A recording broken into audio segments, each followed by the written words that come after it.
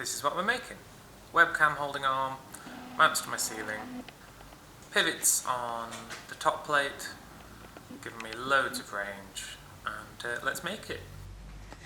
Okay, so we've got some 12mm round from the scrap bin, and we're just starting the process of upsetting this section. We're doing that so we can create a little boss, so I can rivet it onto a thing, but you'll see that in a bit. And yeah, so you can see what I'm doing is I'm driving the metal into that section from either end to make that bit of metal a bit wider, to give me a bit more support when I rivet it into a plate. Gets a bit wonky, and use the Pritchel hole or the space over the hardy hole to get it straightened back up.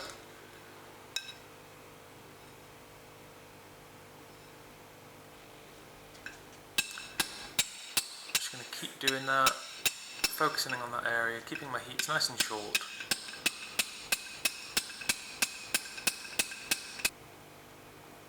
And you can see using the Pritchel to bend it straight.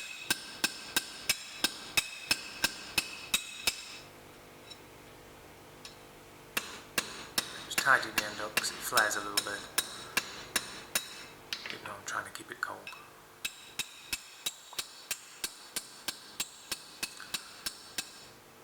Okay, getting up to the final thickness.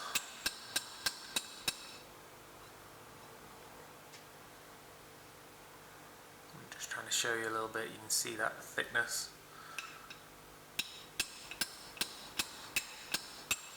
There we go, it's getting nice and chunky now.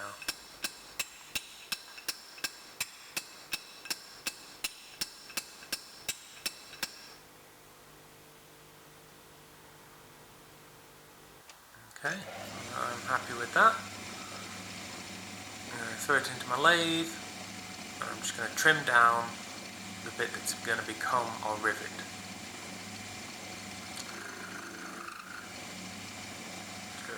Off centre a little bit, so just tidying it up.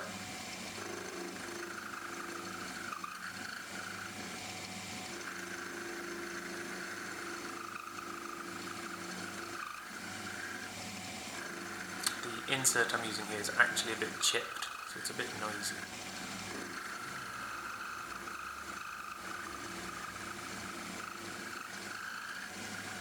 Just taking nice gentle cuts.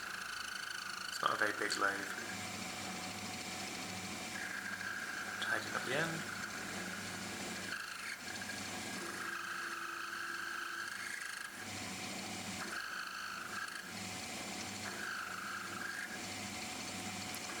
Just driving back into that upset area to give me the most of the thickness. Do a sneaky cut here. Definitely not. Flip my insert around. Cutting much better now though. Okay. Just give you a different angle for it now.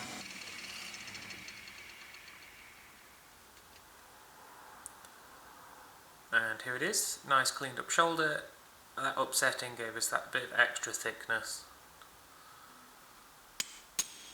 Centre punching just so I know roughly where I want this hole to be. Using my little fly press on its apparently very wobbly stand. A couple of good whacks to show you how it's going. It's pushed in this slug. You can see it just pushing out on the other side. Nice and hot. There we go, it's through. Give it a wiggle. There it is, nice clean hole.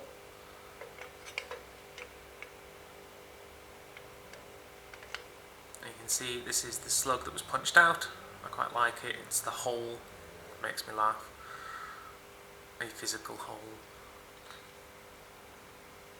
And here you can see it fits nicely back into itself. Okay, and there's my little tenon fitting into its joint. I'm going to countersink both sides of that.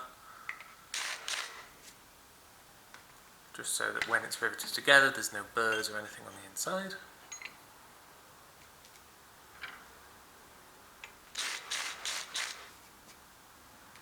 There you go, nice and free. So now heated up that end, I'm going to put the plate on and rivet it on.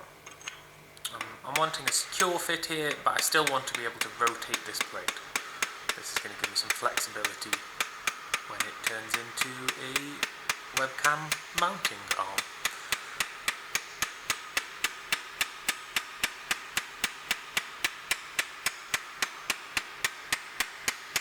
Yeah, just working my way around now with a ball peen and a hammer. And here you can see, still relatively free moving, with very little wiggle. And I've just done another pass there, just to tidy it up. Very little wiggle. So now we're offsetting some shoulders. This is in the end of that bar that I just riveted to the plate. And this is going to be where I join the arms together.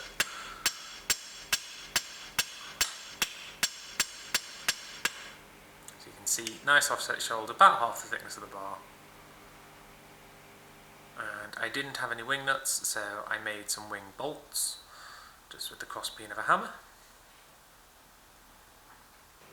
And just another angle of the offset, just so you can see how I push it past the face of the anvil. And that's what gives me this little shoulder, nice clean transition.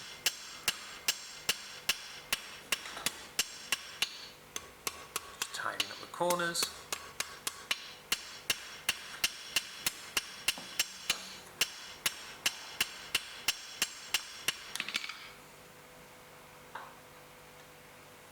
There you go. That's another one.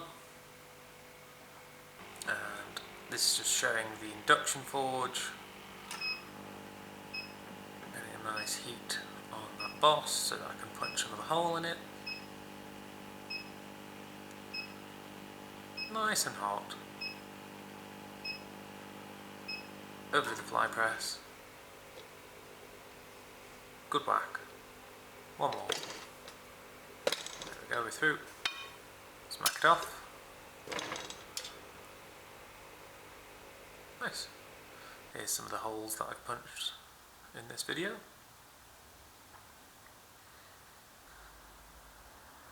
Okay, so here's the finished thing.